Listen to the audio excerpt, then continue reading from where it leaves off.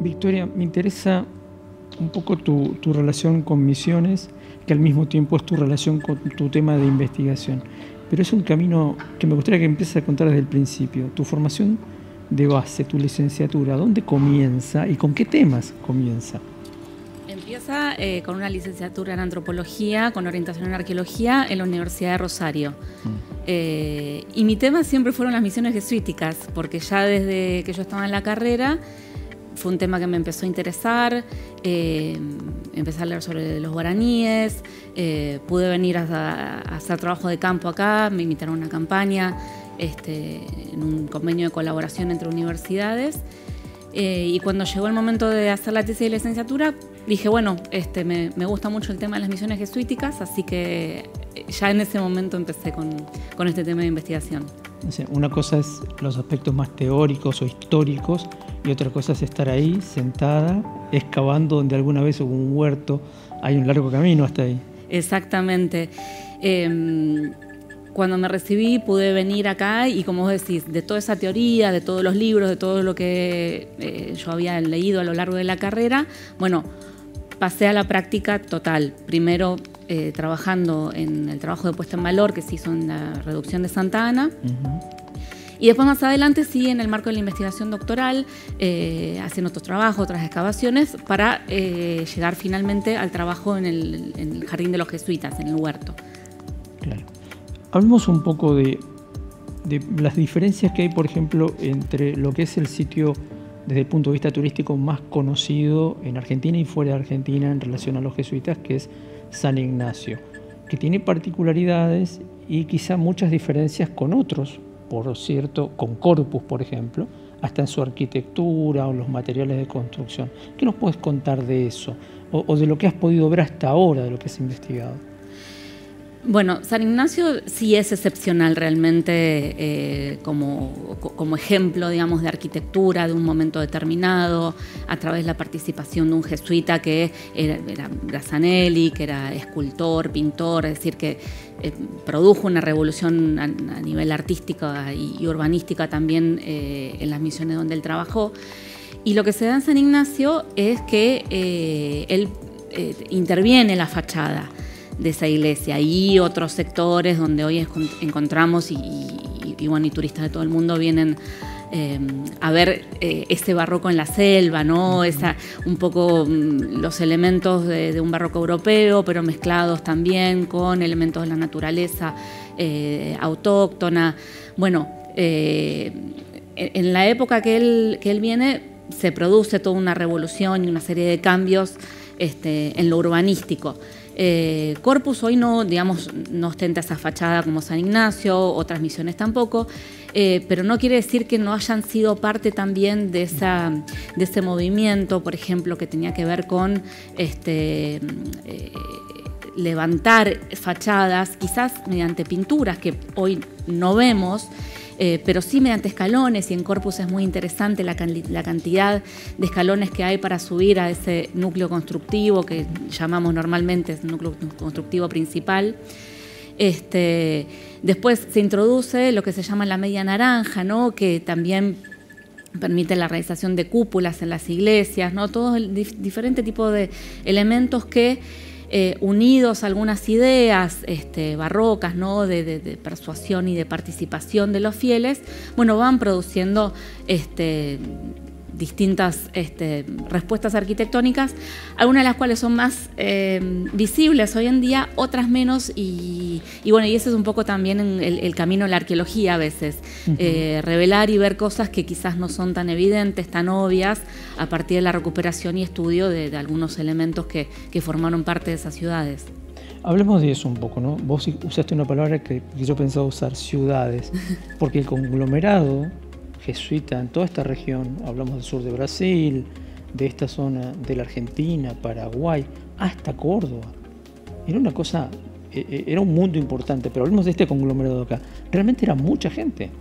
Era muchísima gente, según los estudios demográficos que hay, llegaron a vivir 140.000 indígenas bajo la administración de la Compañía de Jesús, ¿no? En su momento máximo. Siempre que hablamos de las ciudades, estamos hablando de monumentalidad también, de estas ciudades competían en importancia con otras ciudades coloniales como Asunción, como Buenos Aires, mismo Córdoba. Pero además de eso, lo interesante acá también es ver toda una gran zona, ¿no? O sea, entonces tenemos los pueblos, tenemos una parte urbana, pero también tenemos el territorio. Y a su vez eso interconectado, son con vías fluviales, con vías terrestres. Y este territorio también está lleno de otros elementos, quizás no son tan monumentales, quizás no los vemos hoy, pero había estancias con ganado, había plantaciones con distintos tipos de cultivos, que bueno, permitieron la subsistencia y la comercialización con otras ciudades y a otros lugares del mundo. Claro, pensemos que los jesuitas de acá en 1600 eran exportadores. Exportaban yerba, por ejemplo, al Perú, a Chile, al resto de Argentina. O sea, que no se llamaban así ni siquiera entonces, ¿no? No era una exportación, digamos, en el sentido que claro, podemos entender hoy, pero era una comercialización a muy alta escala. Yo digo, el fenómeno de las misiones siempre tiene que medirse como algo muy grande, ¿no? Esa monumentalidad en las ciudades también se traduce en la escala de producción de la yerba, del algodón, las cabezas de ganado, porque la yerba se transportaba en los sacos que eran los cueros del ganado. Y eso iba a distintas partes del mundo, ¿no? Llegó a conocerse como el té de los jesuitas, ¿no? La infusión de la yerba mate. Primero prohibida y después, bueno, alentada porque también traía beneficios económicos y bueno, porque era una costumbre muy arraigada y que la sociedad colonial y criolla también adoptó y bueno, y continúa.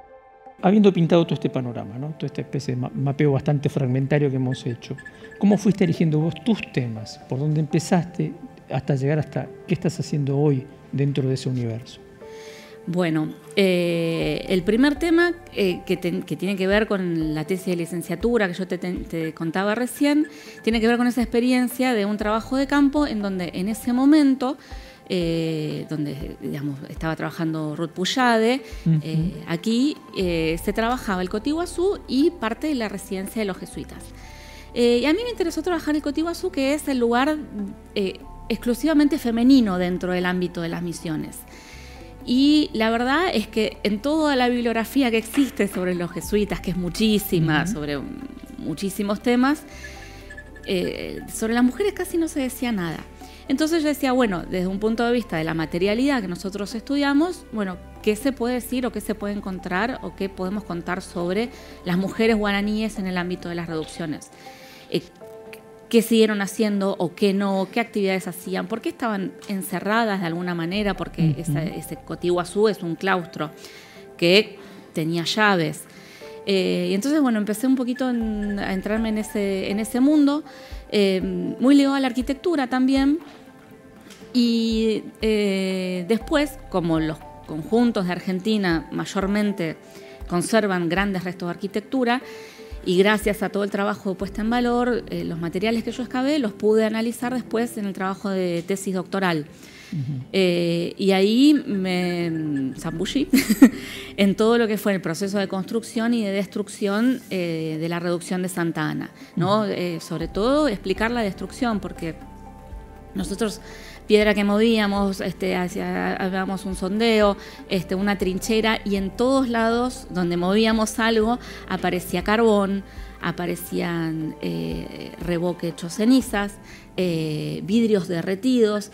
Es decir, de alguna manera, yo digo, el sitio me estaba contando una historia que además no estaba muy contada, porque siempre es esto, bueno, sí, los jesuitas y el momento jesuítico, y uno dice, bueno, ¿y qué pasó después? Entonces ese estudio de alguna manera me permitía entrar en un momento posjesuítico, ¿no? Muy convulsionado, con las guerras fronterizas, el momento independentista, y con toda la cuestión del departamento Candelaria, que es donde, bueno, cuando empieza a atomizarse, a fragmentarse ese gran territorio que antes está con estos 30 pueblos que antes estaban unidos. Así que, bueno, ese fue un poco el devenir. Y después, en el marco de la beca postdoctoral, empecé a trabajar sobre el huerto. Y eso quizás a lo mejor fue casual.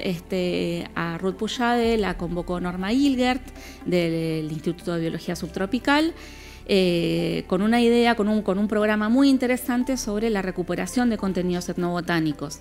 Y entonces, bueno, desde distintas disciplinas se fueron haciendo distintos aportes y, bueno, la arqueología tenía que ver un poco cómo eran esos huertos desde la materialidad y, bueno, también indagar paralelamente siempre en estas fuentes históricas, que son muchas, pero que tampoco dicen todo. Claro. Bueno, cómo eran los huertos en las misiones y los distintos espacios de cultivo. Eso fue un poco lo que fui desarrollando en ese momento.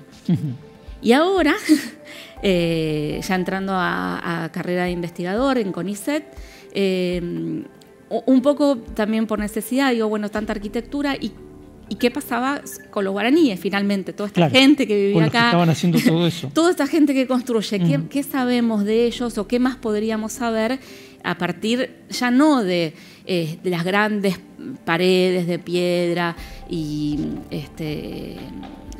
los objetos que ellos realizaron relacionados con el culto, sino más en lo cotidiano, más de, bueno, cuáles fueron esas transformaciones que ellos sufrieron, digamos, desde un punto de vista tecnológico, en la elaboración de las cerámicas, un poco entrar, digamos, en lo que se conoce o se dice como el guaraní reducido, ¿no? Pero bueno, finalmente es la población indígena que estaba experimentando algunos cambios.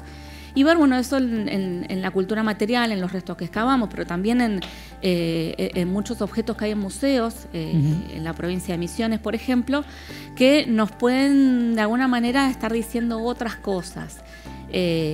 Por ejemplo, en imaginería, que no es la imaginería de las iglesias, sino que son esas imágenes pequeñas, bueno, empezar a ver y a descubrir cuáles son las influencias más espontáneas o un tipo de lenguaje distinto, que no es el lenguaje oficial de culto. Bueno, ¿dónde están los guaraníes y qué nos están diciendo sobre esos 150 años de grandes transformaciones? Qué interesante eso, porque vos decías más temprano, cuando hablabas de San Ignacio y hablabas del relieve en los templos, dijiste como al pasar, porque algunos elementos de locales aparecen también. Los buenos observadores han notado que ahí están talladas hojas y frutos de la yerba mate, por ejemplo.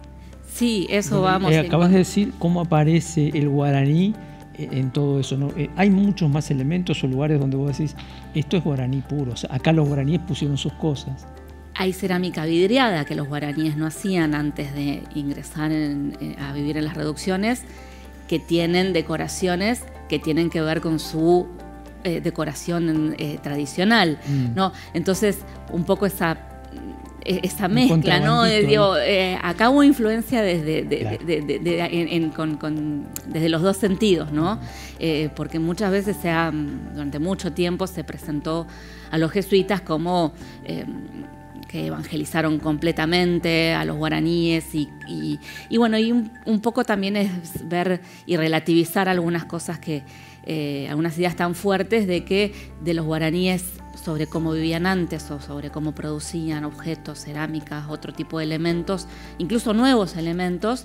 Bueno, no es que no haya quedado nada. Entonces vamos a tratar de ir viendo un poquito eso, o algunas expresiones que también llamamos esgrafiados, que encontramos, por ejemplo, en baldosas o a veces en algunas tejas, y que son manifestaciones o representaciones que se hacían en fresco, ¿no? Entonces tenés una cerámica, tenés una baldosa con algunas inscripciones, con un tablero de juego, con algún dibujo. Que nos está hablando de la gente que participaba de la producción de esos elementos y bueno, y de ese mundo también en transformación. Hay como una paradoja en algo que dijiste más temprano también, que es, bueno, el mundo jesuítico está muy investigado. Hay historiadores, Hace poco le hacemos una entrevista a alguien que viene del mundo de las artes plásticas, pero que investiga, por ejemplo, los pigmentos. ¿Cuántos pigmentos se traían de afuera? ¿Cuántos se pudieron haber obtenido aquí con plantas o minerales de la zona? ¿Cuántos colores en esas tallas pintadas que hay, que todavía sobreviven, las polícromas? ¿Cuántos de esos colores vienen de afuera? ¿Cuántos son de acá? En fin, hay un mundo entero de investigación. Al mismo tiempo, vos como investigadora que está dentro de ese mundo, ¿sentís que hay otro mundo por investigar que no conocemos? ¿Cuál sería ese? ¿Por dónde iría?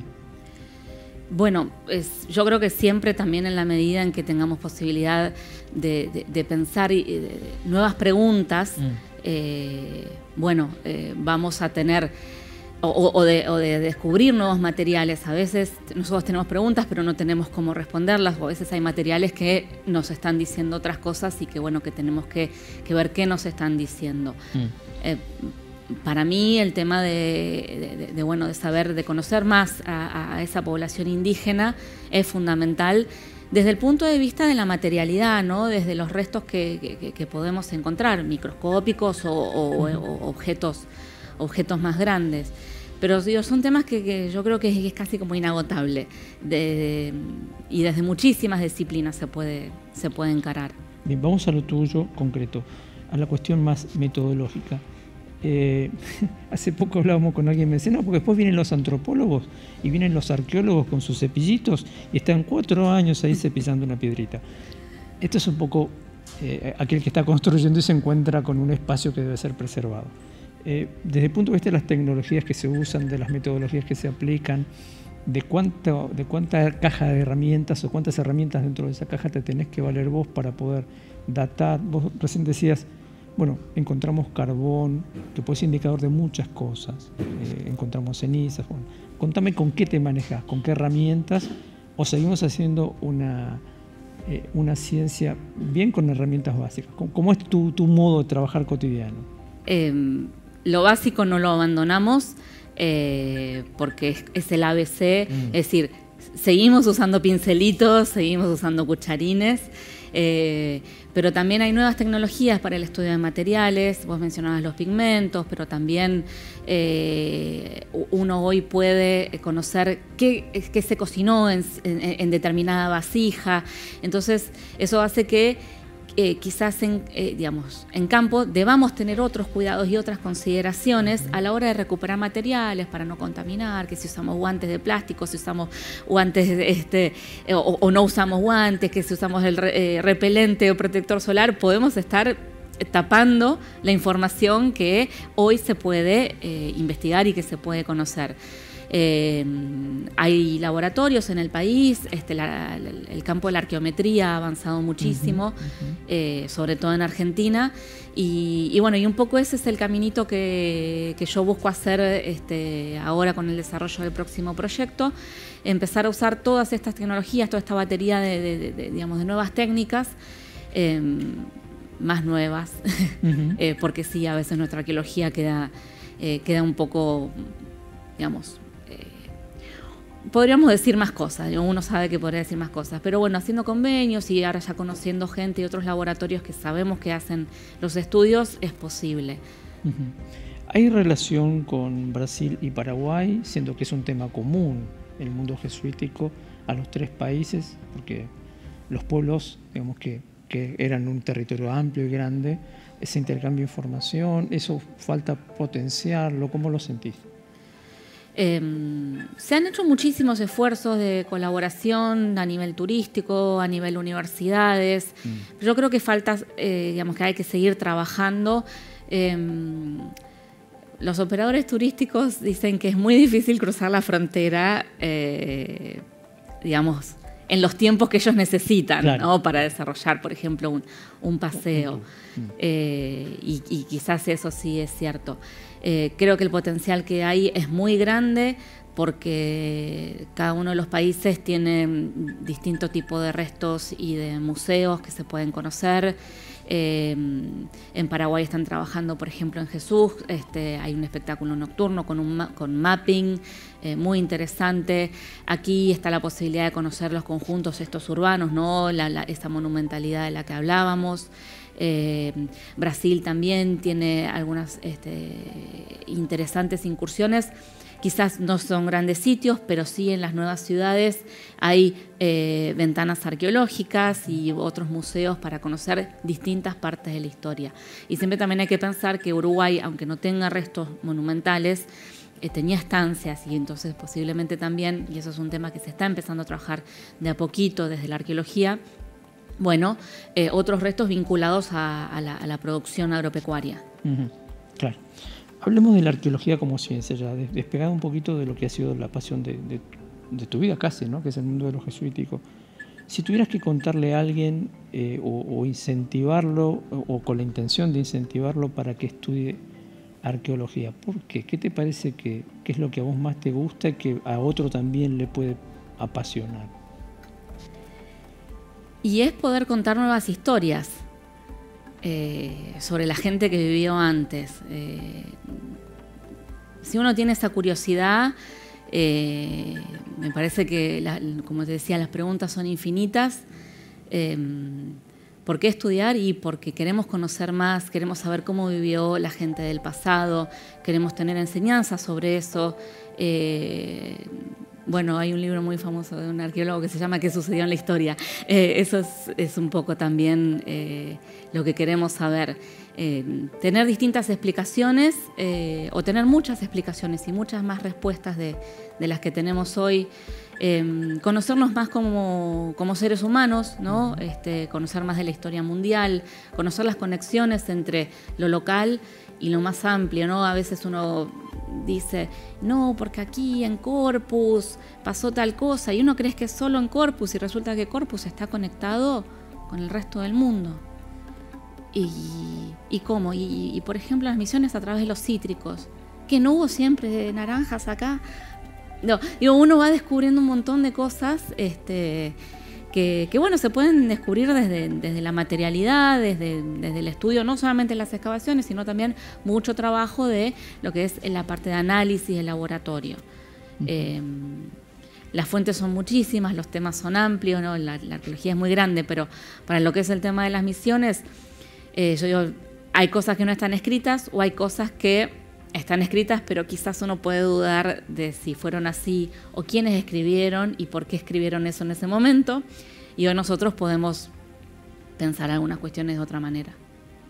Muchas gracias por venir, Victoria. Bueno, gracias a vos. Lo que me deja pensando que quizá vengas de nuevo, porque hay, como vos dijiste, un mundo todavía por describir y desarrollar en cuanto a esta investigación. Muchas gracias. Gracias.